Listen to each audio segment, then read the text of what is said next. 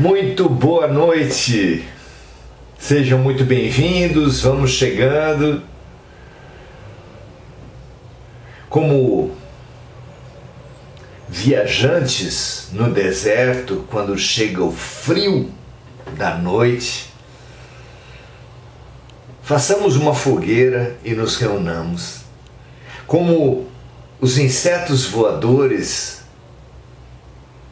à volta da lâmpada, os viajantes à volta da fogueira, existe uma fototropia como tendência humana. Nós buscamos a luz. Não importa o que falemos, não importa como denominemos a luz será Deus, a luz será a verdade. Nós buscamos a luz, somos buscadores da luz. Você não se identifica com isso? E a luz é a religião do futuro. Quando Jesus fala haverá um só rebanho e um só pastor,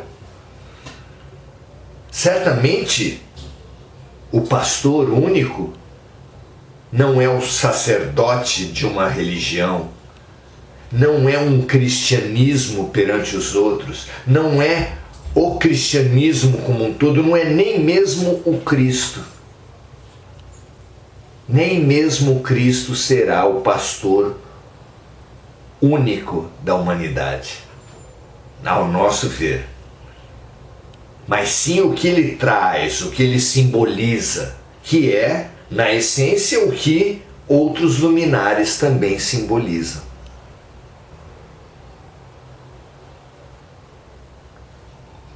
O amor é o caminho. O amor é a verdade, o amor é a vida. Ninguém vai ao amor, Deus, se não for por amor. Ninguém vai ao amor puro, alcança o amor puro, conquista o amor puro, profundo, incondicional, senão por exercícios de expansão e de aprofundamento do seu amor. Como disse magnificamente Carlos Drummond de Andrade, amar se aprende amando. Alcançaremos Deus, o amor total, profundo, essencial, pela prática do amor focado, exclusivo. O amor exclusivo é aquele que exclui outros. Mas exercitando esse amar em profundidade e em amplitude, cada vez mais em profundidade e cada vez mais amplo, que chegaremos a Deus. O que você acha da religião do amor? Você não se identifica com ela? Não é bonito você ter certeza de que todo adulto bem formado, todo adulto não transformado, não importa que idade tenha, há adultos hoje de 5, 6, 7 anos, assim como crianças de 65, 50, 70 anos. Todo adulto, toda maturidade bem formada, mesmo que ela se autodenomine ateia, mesmo que se autodenomine religiosa ou científica, ou cientista ou filósofo, não importa o rótulo. Na essência, somos todos parecidos. Não importa a cor de pele, a quantidade de cabelo, o sexo. Em profundidade, no raio-x, somos todos muito, muito, muito semelhantes. E a semelhança de todos nós, a essência de todos nós, é o Deus que habita nossas profundidades. É o amor. Porque Deus é amor. Não é? Fundamental cultivarmos essa certeza. É desse universalismo profundo e amplo que nós falamos. Francisco de Assis não chamava apenas todos os seres humanos, independente de classe, nacionalidade, raça, sexo, de amor, de irmãos. Não era apenas a todos os seres humanos que Francisco de Assis chamava de irmãos. Ele chamava também os animais de irmão. O irmão cachorro, o irmão lobo, o irmão burro. Mas ainda não eram apenas os seres humanos e os animais que o pobrezinho da Úmbria chamava de irmãos. Ele também chamava de irmãos, de irmãs, as plantas e também as pedras. Quando Jesus nos ensinou a compreender a vida como dizendo Pai Nosso, disse que somos uma família universal. Tudo que existe na Terra, tudo que existe nos múltiplos universos não passa de uma família. Todos filhos de um mesmo Pai. Que esse universalismo amplo e profundo nos banhe, nos inunde, nos nutra, nos revolucione. Que assim seja para todos nós.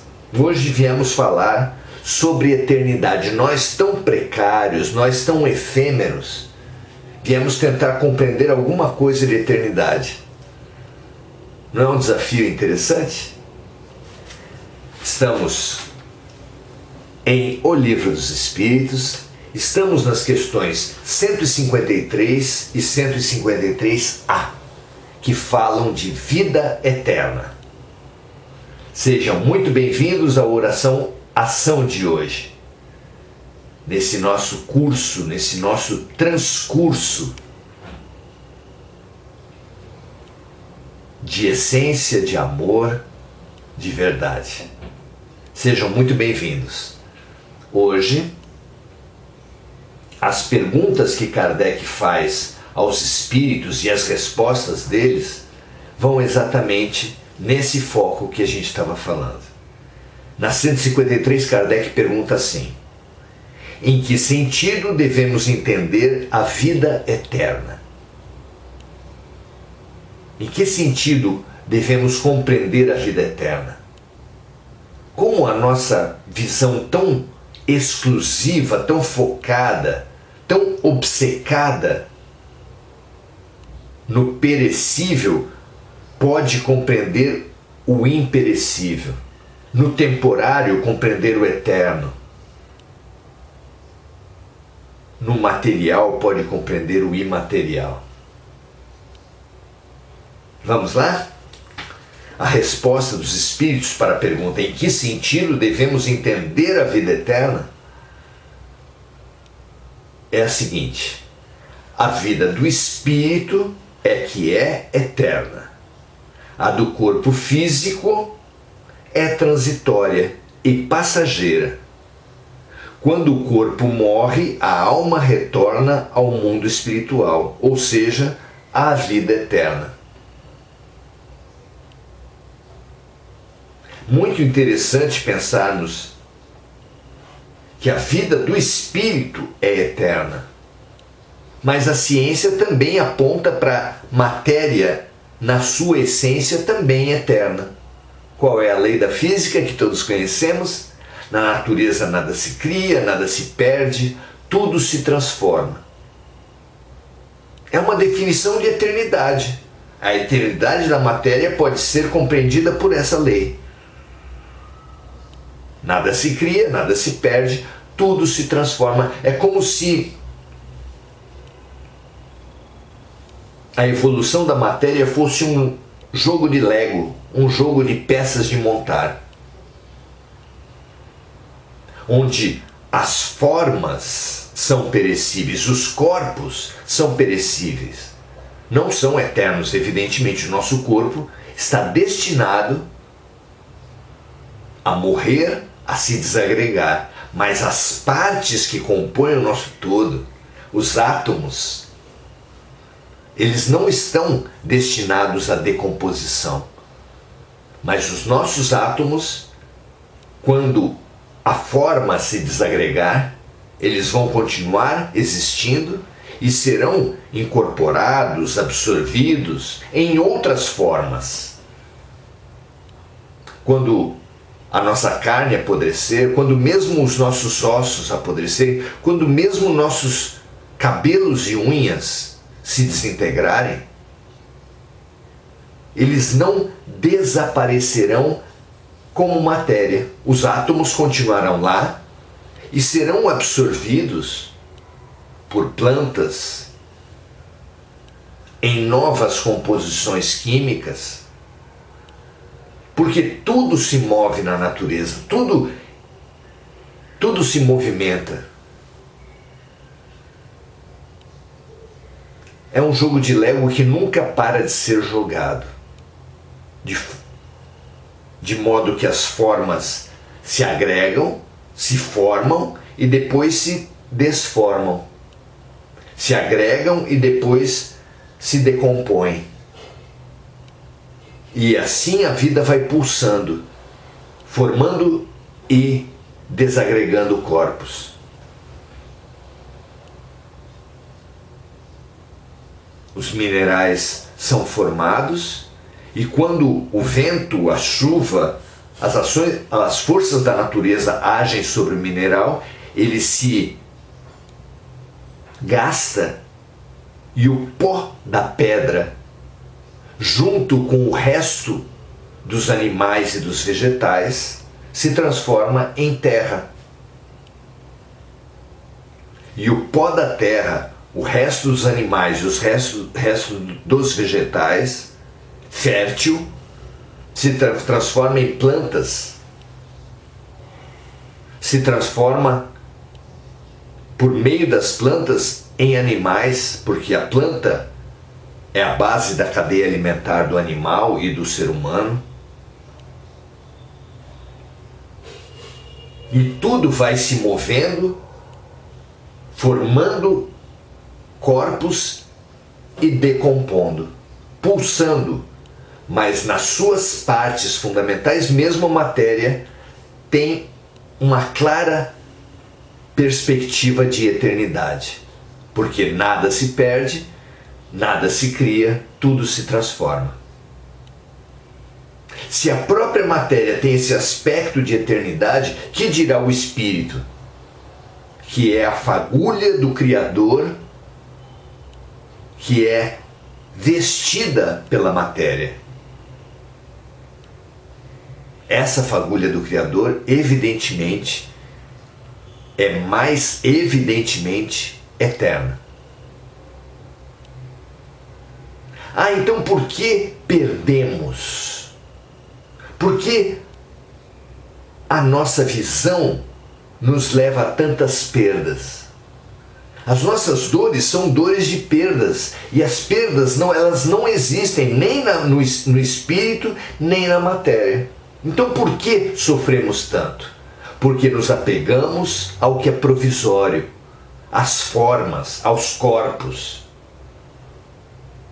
E os corpos, as formas, são exatamente aquilo que o tempo, a natureza, as forças da vida vão decompondo necessariamente. Tudo que compõe uma forma está destinado a se diluir, a se desagregar. Tudo. As árvores, os animais, os nossos próprios corpos, as nossas pontes, os nossos prédios, tudo começa a se desagregar no momento mesmo em que é criado.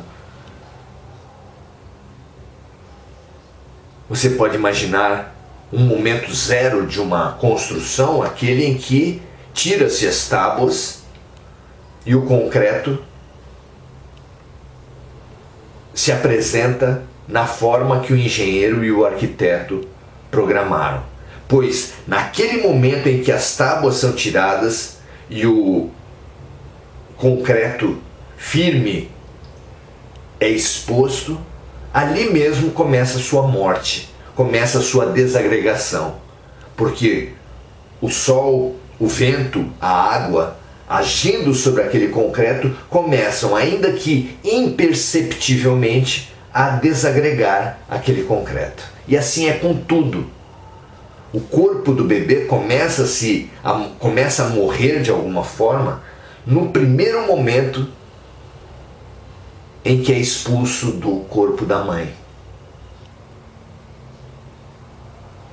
E é assim que a matéria vai pulsando entre agregação e desagregação. É muito bonito pensar nisso. E que as partes infinitesimais da matéria, os átomos, assim como a essência que é vestida pela matéria, o espírito, tudo então, matéria e espírito, visto em profundidade, é eterno. Se nós nos apegarmos às formas provisórias, às máscaras, ao não ser, porque nós não somos os corpos, nós entraremos no campo da violência e da perda, da solidão, do vazio. Ou seja, todas as nossas dores vêm da ilusão da forma. É nos identificando com a forma de uma raça, de um sexo, de uma nacionalidade, que nós buscamos a vitória, a opressão, o domínio sobre outras nacionalidades, outros sexos, outras raças.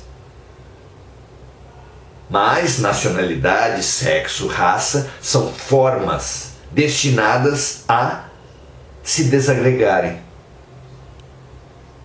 Não é evidente isso? Não é pacificador, não nos eleva essa consciência do que nós não somos? Até porque nos remete, nos impulsiona a encontrarmos o que realmente somos nesse maravilhoso caminho do autoconhecimento? Pensemos juntos. Esse apego, essa obsessão pelo que não é, pelo que não existe, pelo que não é eterno, nos tem trazido, é a fonte de toda a dor, nos tem trazido todo o sofrimento. Ao passo que, com os olhos no que é eterno, com foco, com prioridade naquilo que permanece e não naquilo que perece, jamais perderemos. Quando uma pessoa tem a certeza da realidade espiritual, já não sofre pelos seus mortos, porque sabe que eles não morreram, que o que pereceu neles é apenas a roupa que eles vestiam. Os nossos amores permanecem, não perecem. O que perece deles é apenas o corpo, o que é enterrado deles é apenas o corpo. O que nós perdemos é apenas o contato corporal, porque o amor, o vínculo, a verdade na relação entre duas pessoas não se perde com a desagregação dos corpos. Como é fundamental conquistarmos a perspectiva espiritual.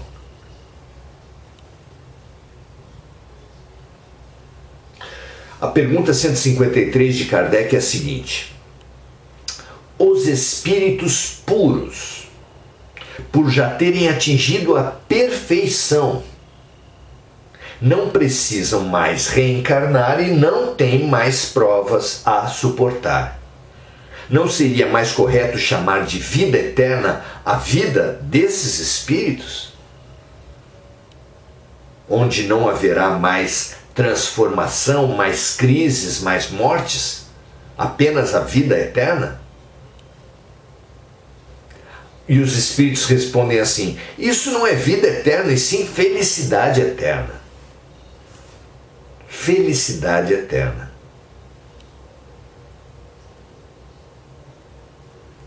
A não crise dos espíritos puros se dá apenas no âmbito da essência deles, que então, plenamente desenvolvida, amplificada, aprofundada, não sofre mais crises, mudanças, transformações.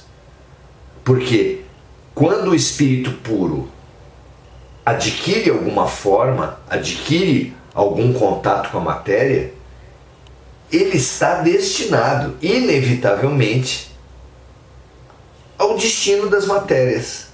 Tudo que é matéria se transforma. Ainda que nada que seja matéria se perca, tudo se transforma. E nenhum luto há nisso. Transformação, evolução é vida. Vida eterna é uma transformação constante. Nenhuma briga, nenhuma guerra, nada a sentir como perda. Apenas a constante evolução, a constante expansão, o constante crescimento. Subjetivo e objetivo, interior e exterior. Que essa perspectiva nos fertilize a vida, nos enriqueça a vida. Porque é isso que a eternidade está destinada a fazer com o precário, com o que é provisório. Eternizar a vida, a expansão, o crescimento, a elevação é dar eternidade àquilo que é provisório. O átomo está destinado a um dia ser arcanjo. A evolução das criaturas vai do átomo ao arcanjo. O princípio espiritual que se realiza, se aprofunda, se expande no arcanjo, um dia focado, restrito, limitado, foi átomo.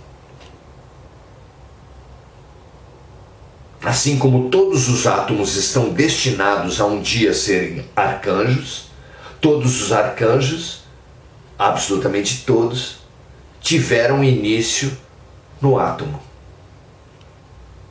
Somos irmãos de tudo. E quando sentirmos e vivermos o amor a todos os nossos irmãos, ou seja, a tudo que existe no universo, na matéria e no espírito, nós seremos um com o todo. Nós seremos amor. Muito bom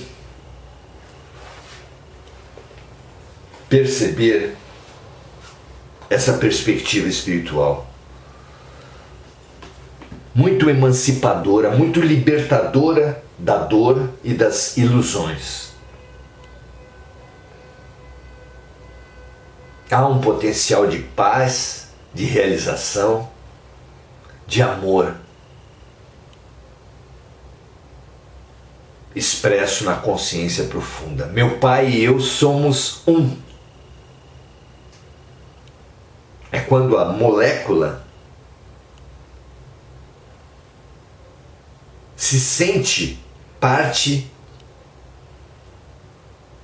inseparável do órgão, é quando o órgão se sente parte inseparável do corpo. O corpo não seria o mesmo sem o órgão não seria o mesmo sem a molécula, o mundo não seria o mesmo sem um ser. E assim como uma gota do mar é mar, nós também somos deuses. Nós também somos eternos. Nós também somos amor. Um grande prazer em amarmos juntos, em aprendermos juntos, em nos expandirmos e nos aprofundarmos juntos. É realmente um prazer crescer, aprender, nos curar e nos expandir junto com vocês. Até a próxima, um grande abraço. Amanhã às 18 horas estaremos aqui novamente. Até lá!